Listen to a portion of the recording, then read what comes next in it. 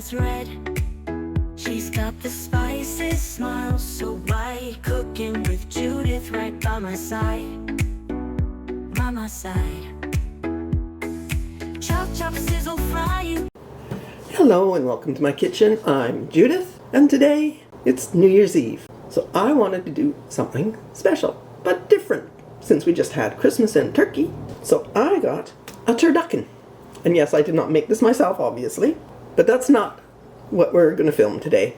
We're going to film the potato dish that's going with it. Well, vegetable, I guess. So it's carrots, potatoes, and shallots in a white wine and cheese sauce. I just wanted to talk about the turducken for a minute. Stuffing one animal into another goes back thousands of years. The turducken, in case you didn't know, I assume most people do, is a turkey stuffed with a duck, stuffed with a chicken. Of course, these are all deboned. Originally, it's assumed it was a pig stuffed with various birds. Could have been almost anything. But a Louisiana chef, Prudhomme, I'm sure I messed that up, brought it back to the foreground in the 1980s and even patented the word turducken. So that'll be dinner. It'll be interesting. I do not know what it's like inside there. We'll cut it open and find out when it's done. So let's get started on our vegetables. So today I'm just going to make one mini loaf pan of the vegetable dish. I have one medium red potato, half of a very large carrot. We're going to butter our loaf pan, just with some melted butter. But we're going to slice our vegetables with the mandolin. Never remember where its feet are. Oh.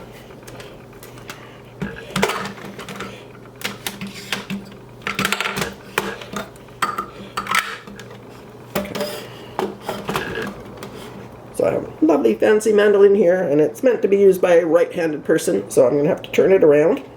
I am right-handed after all, but it just means your view is not going to be the best. So I'm going to open it to the smallest setting on the blade.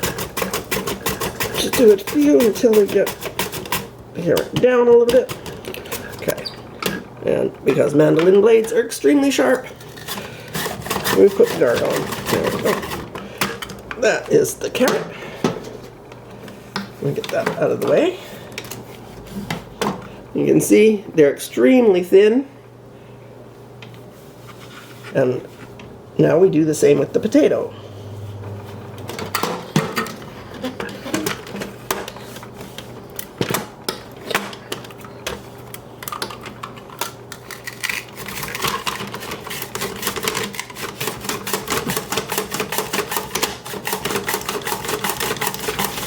Okay. There we go. Close the blade up. So when our potato is so thin, you can see right through it. We'll get rid of the extra bits here.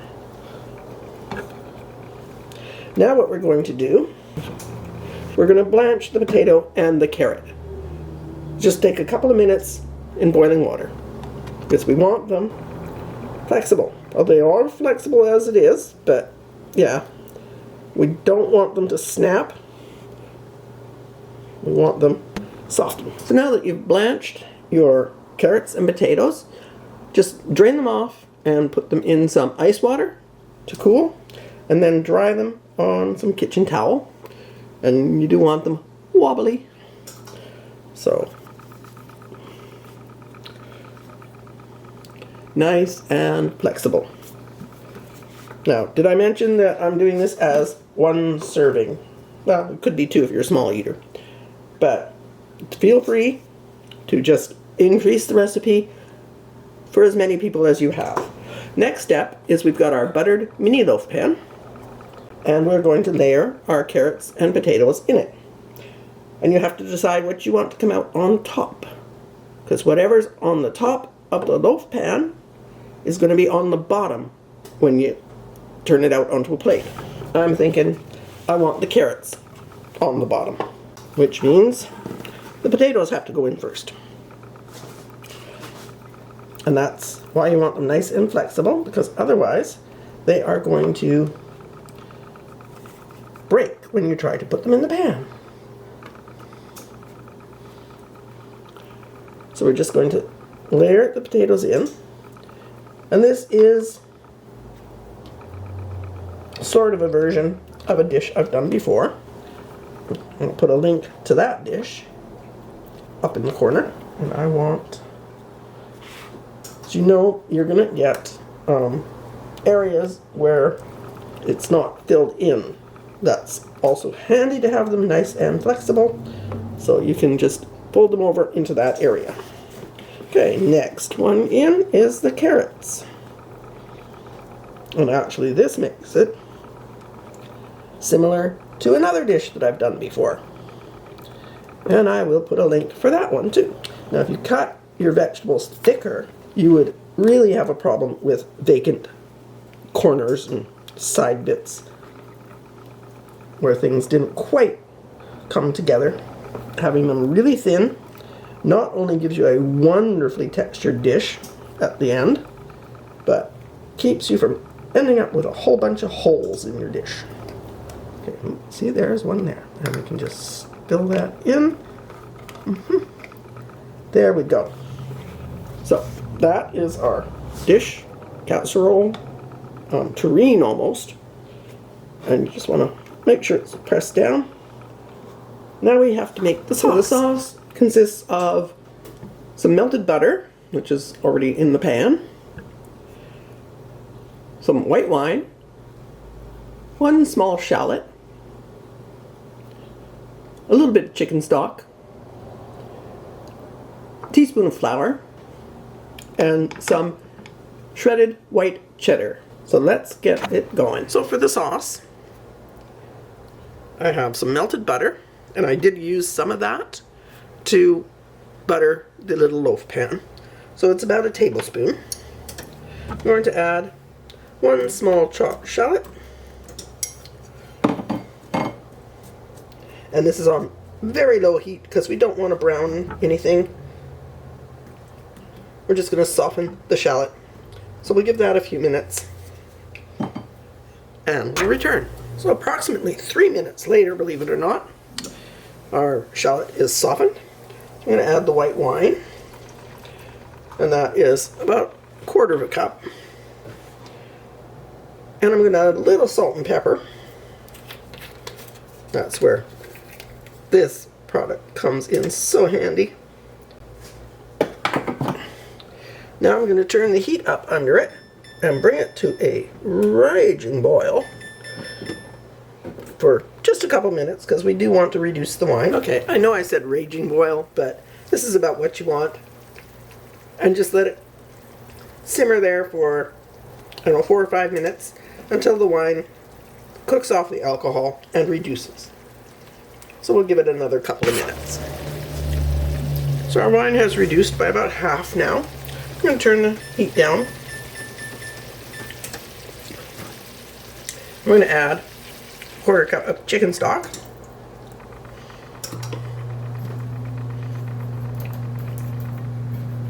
And let it come back up to a simmer. At this point, give it a bit of a taste. Okay, doing good. Now we're bubbling, so we're going to add our cheese, and that's 40 grams of white cheddar.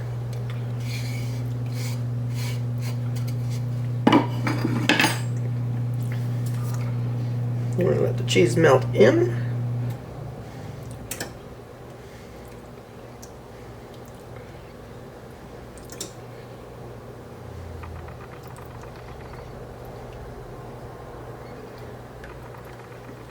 And yes, it's a very liquidy sauce so far, but we're not done.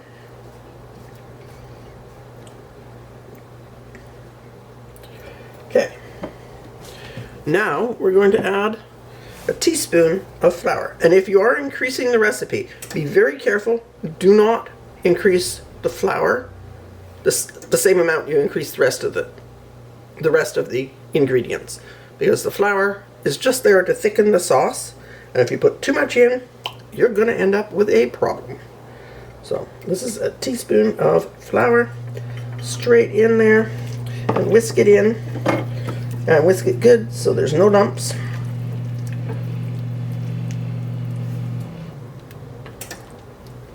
I'm going to turn this down even more.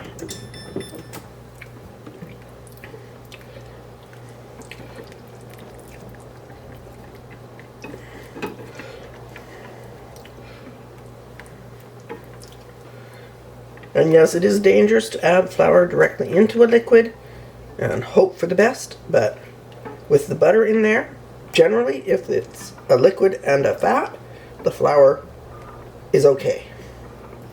Okay, we're going to give that a minute just to cook off the raw flour taste. And maybe thicken a little bit more. Okay, and by the way, if every now and then you hear a hum in the background, right there, that is the fan in my oven. Even when I don't use the conduction function, the fan does turn on and it creates that hum. Okay, let's have another little taste here. That is perfect. Okay, now we're gonna turn this off and we're gonna put it into our little pan with convention. Poured the sauce in. It honestly fits exactly into that pan, and you just want to give it a good bang to make sure if there's any air bubbles, they are filled in. Now it goes in the oven. Usually I would do it at 350, but the roast I'm cooking, the turducken, needs to be cooked at 325 apparently. Now, that's not going to be a big deal. It'll just be in the oven a bit longer. So I'm thinking, usually I would do half an hour, maybe 3/4 of an hour. So that's the roasted turducken. I read the cooking instructions and it said for thawed, roast for 2.5 hours. Well, that's an awfully long time for 1 kilogram of meat. But then remember, it is rather compressed meat. So, yeah, it took 2.5 hours. We'll let it rest a moment before we cut into it. And then we're going to look at what the middle looks like. And for a side dish is our potato and carrot. I don't know what you want to call it. Terrine? It's not really a terrine. But we are going to turn that upside down onto the plate. And it'll be lovely. So we want to let that rest for a few minutes too. Just to solidify so it doesn't all slide apart when we upend it. And the reveal. Let's just slice it right in the middle here.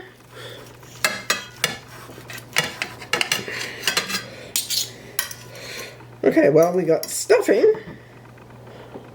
and a lot of white breast meat. Not sure where the duck is, but assuming it's in there somewhere, we will slice it up. And New Year's Eve dinner. Asparagus, turducken, and little potato and carrot. Let's try the potato and carrot first, since that's the focus of the video.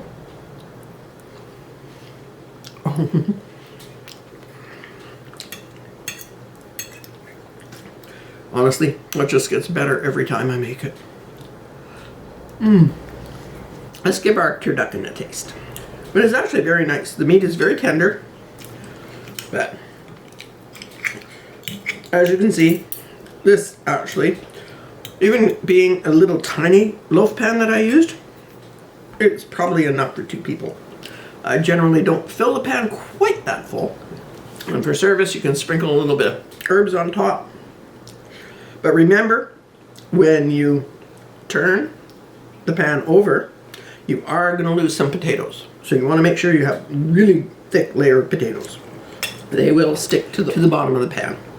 And of course, as my niece used to say, the obligatory green vegetable. My carrots and my potatoes are so tender, and the sauce is flavorful, bordering on luxurious.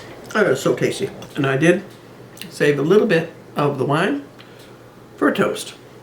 Happy New Year. If you liked the video, if you liked the recipe, please give it a thumbs up, share it with your family and friends, Let me know what you thought. Let me know if you tried to make it, how it turned out for you, and I'll see you again soon with a new video. Thank you so much for watching.